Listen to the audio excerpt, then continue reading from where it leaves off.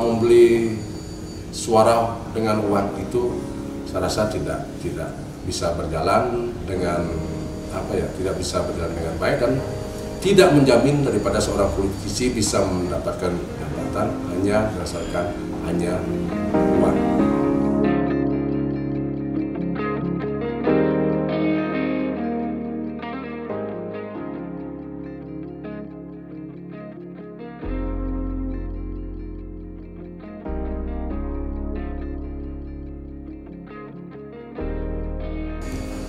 Om Swastiastu. Nama saya Imade Pondawirawan. Saya sekarang selaku anggota DPRD Kabupaten Badung, duduk selaku Ketua Komisi 1 dan ditugaskan oleh partai juga selaku Sekretaris Praksi PD Perjuangan DPRD Kabupaten Badung, sekaligus Ketua PAC PD Perjuangan Kecamatan Abian Semal, Kabupaten Badung. Saya adalah lulusan Sarjana Teknik Sipil Institut Teknologi Nasional Malang. Awalnya saya adalah seorang kontraktor. Saya berkecimpung di bidang kontraktor dari tamat kuliah, bekerja dengan orang. 2023 saya menikah.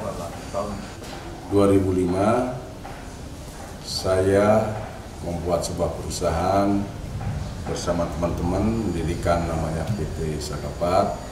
Dari 2005 kita fokus dari dulu jadi kontraktor. Klien-klien kita adalah lokal dan asing. Jadinya fokus daripada perusahaan kontraktor kami dulu adalah lebih banyak mengambil villa-villa yang dimiliki oleh owner-owner bully. Nah, itu background saya di pekerjaan saya dari dulu. Tetapi dari awal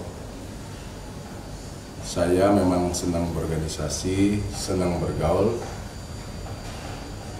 dan berkecimpung di dunia politik ini, di dunia kepartian ini dari tahun 1999 semenjak reformasi. Tamat saya kuliah tahun 98. Dengan adanya reformasi tahun 98, berdirinya partai PDI Perjuangan tahun 99 dari PDI, saya dilantik waktu itu selaku Ketua Anak Ranting Banjar-Agung Hambal di tahun 1999. Akhirnya beriring berjalannya waktu, situasi politik semakin berkembang, semakin mendapatkan tempatnya di masyarakat. Saya semakin eksis di partai sambil melakoni pekerjaan awal saya yang dari tahun 99 tamat kuliah bekerja dengan orang lain dari kantor satu, dari perusahaan satu ke perusahaan lain. Tahun 2004 saya dipercaya menjadi Ketua Ranting PD Perjuangan Desa Hambal. Dari dulu saya sudah sangat menyenangi, memang passion saya senang berorganisasi. Dari muda saya juga sudah menjadi pengurus Skotuno di Banjar saya di Banjar-Agung Hambal, sehingga menimbulkan niat saya untuk ikut masuk di dalam sebuah organisasi politik. Kami adalah keluarga dari dulu, dari kakek saya. Bapak saya adalah seorang BNI yang mungkin darah daripada keluarga kami, dari kakek, bapak sampai masuk ke saya, senang berorganisasi dan senang berpolitik. Karena menurut kami politik itu adalah sebuah strategi. Politik adalah sebuah seni kita bersrategi untuk mengawal kepentingan kelompok, kepentingan bersama, adalah awal daripada niat saya masuk ke sebuah organisasi politik. Saya bergabung dengan PDI Perjuangan pasca reformasi dari Partai PDI menjadi PDI Perjuangan tahun 99. Tamat saya dari kuliah, akhirnya 99 saya bergabung dengan PDI Perjuangan, dilantik langsung menjadi Ketua Anak Ranting Banyaragung Desa Mamak. Seiring berjalannya waktu 2023-2024 saya meningkatkan karir menjadi Sekretaris Ranting dan Ketua Ranting Desa Mamak. 2005-2010 saya dipercaya oleh partai juga menjadi pengurus PAC periode 2005-2010 selaku Wakil Sekretaris PAC PDI Perjuangan Kecamatan Abian Semar. Di 2010 sampai 2012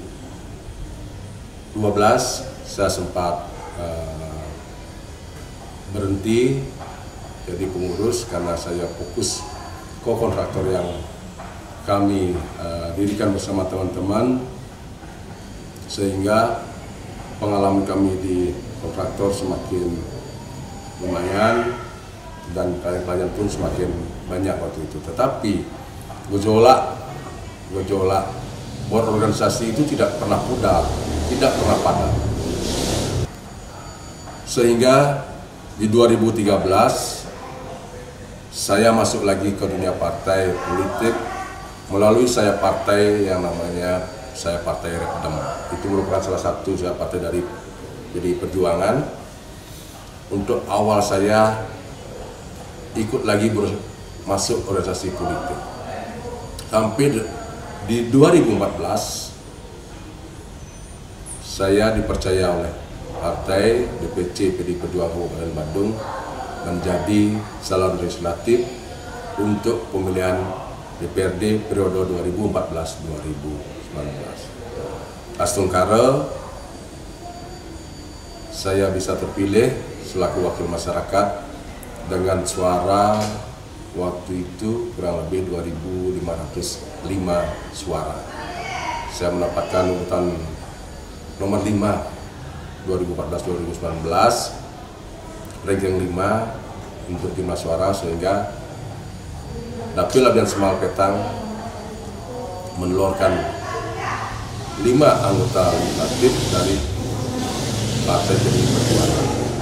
Nah, itu awal saya masuk ke legislatif ke DPRD Kabupaten Bandung selaku wakil masyarakat, sehingga saya betul-betul memfokuskan diri, memantapkan diri untuk menjadi wakil rakyat, masuk ke dalam sistem pemerintahan untuk mulai berbenah, mulai ikut bersama-sama di dalam sebuah pemerintahan, bersama-sama membangun Kabupaten Bandung untuk masyarakat yang lebih bagus, yang lebih sejahtera. Disitulah peran saya selaku anggota DPRD, baik selaku budgeting, controlling, dan untuk pembuatan perda. Nah, itu yang saya lakukan selaku petugas partai yang ditempatkan di legislatif, sehingga amanah dan kepercayaan yang diberikan oleh partai selalu saya kawal, selalu saya lakukan dengan sebaik-baiknya.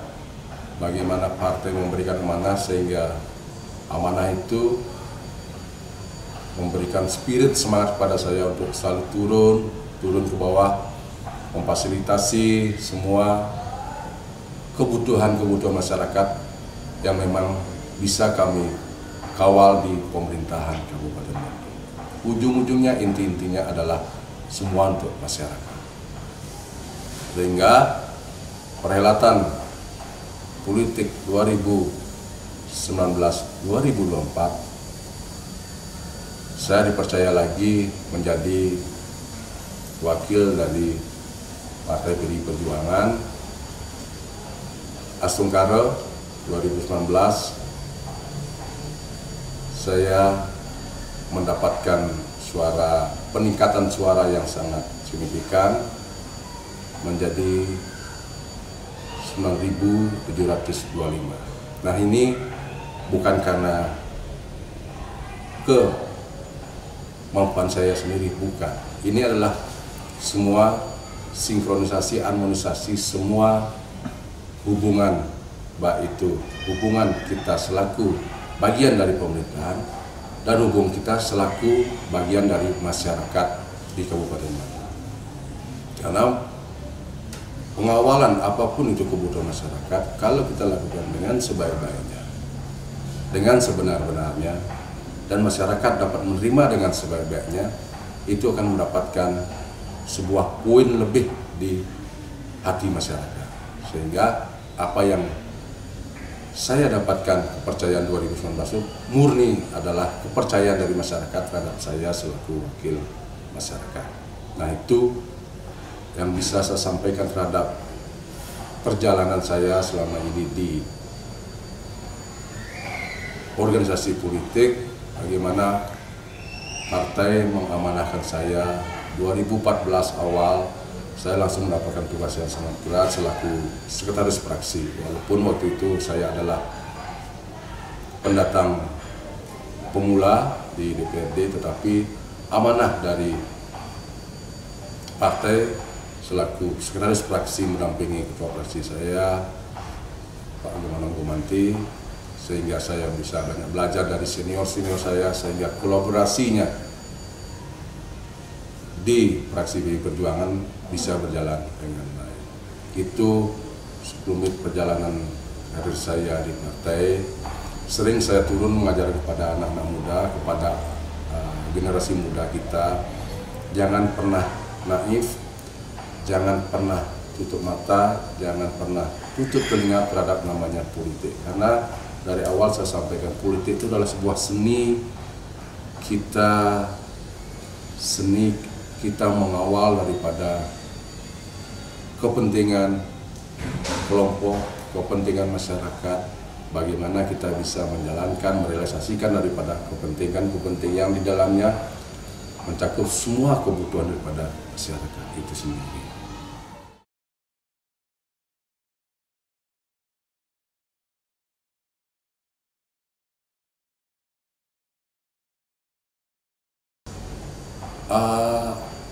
Kalau politik uang itu kalau dianalogikan pure uang,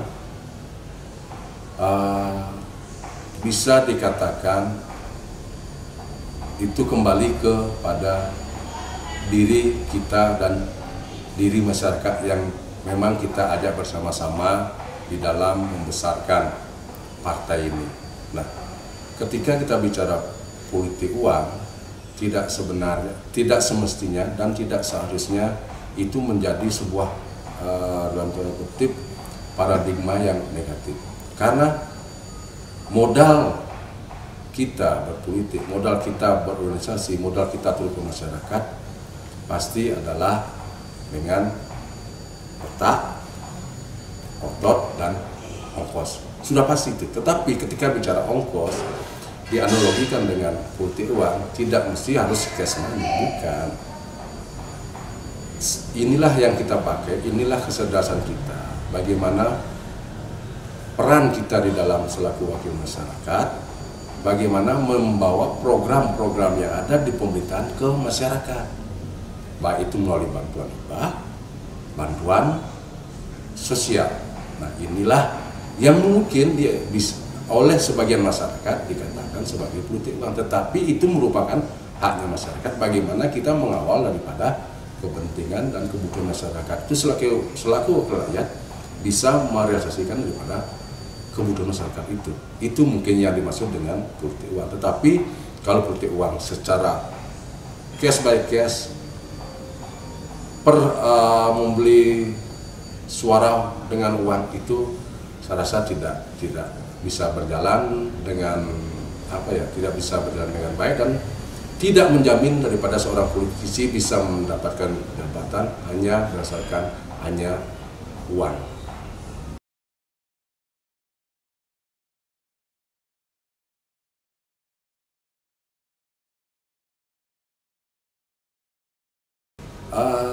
Menurut saya IBAH itu adalah program pemerintah sebuah pemerintah daerah yang dinaungi oleh regulasi hukum, undang-undang maupun peraturan pemerintah yang memang tetap harus dilaksanakan. Karena apa?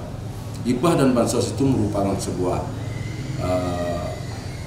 jalan bagaimana masyarakat mendapatkan apa yang mereka butuhkan, bukan mereka inginkan, mereka butuhkan sebagai sebuah kelompok masyarakat, kelompok lingkungan di mana IBAH itu merupakan sebuah alat perjuangan.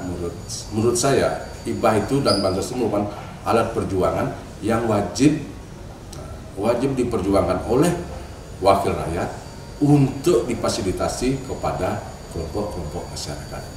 Karena itu sangat-sangat penting, bukan untuk legislatif, tapi ini adalah kebutuhan daripada masyarakat tentang yang namanya IBAH dan bansos.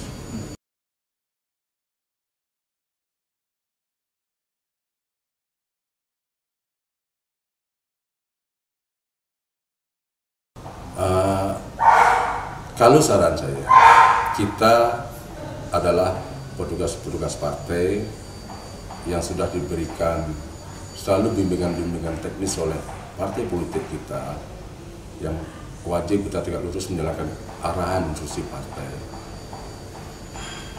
Yang penting semuanya teman-teman di DPRD maupun yang calon-calon yang akan mau maju nanti ke depan agar selalu taat pada aturan dan regulasi yang merupakan payung hukum daripada pelaksanaan baik itu IBAH maupun bansos. Karena ketika regulasi itu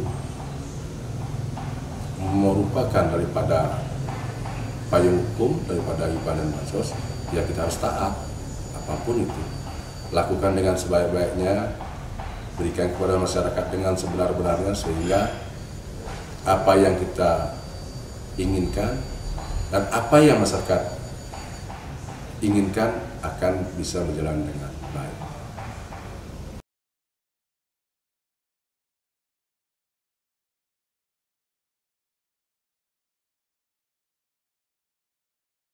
Kalau pengalaman saya dalam hal memfasilitasi IBAH dan bansos selama ini, Astungkara tidak pernah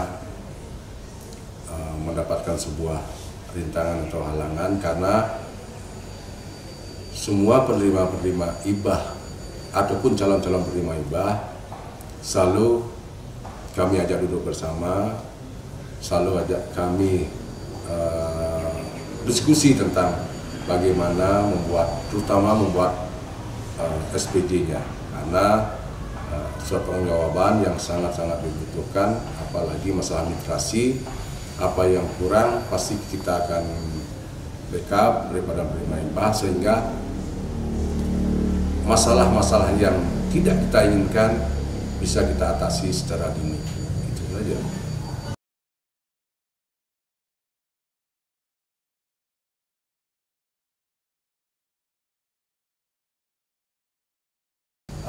Suka duka di sebuah organisasi apapun pasti ada. Nah, sekarang bagaimana caranya kita mengemas, bagaimana ini sebuah pembelajaran juga bagi kita, bagaimana kita menunjukkan kesukaan kita, jangan terlalu berlebihan.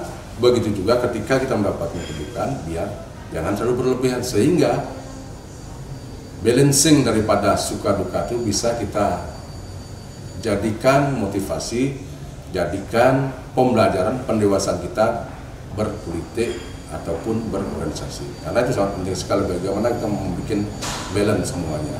Karena di politik itu tidak ada yang pasti.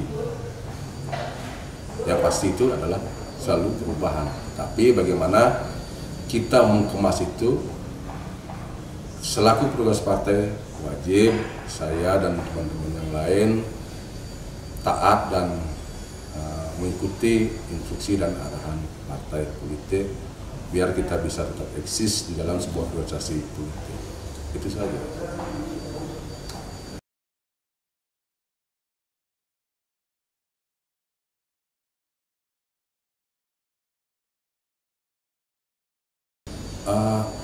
Kalau dibilang politik kejam, mungkin kacamata atau sudut pandangnya akan berbeda. Ketika kita di sana menikmati di dalam sebuah organisasi, karena organisasi itu merupakan passionnya orang. Kalau kita sudah menghargai, sudah menikmati yang namanya organisasi politik, analogi daripada kejam itu akan menjadi bias.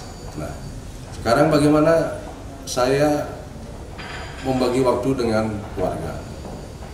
Tetapi ketika saya bicara berorganisasi politik, apalagi kita sebagai wakil rakyat, otomatis waktu kita untuk keluarga akan berkurang karena kita milik masyarakat.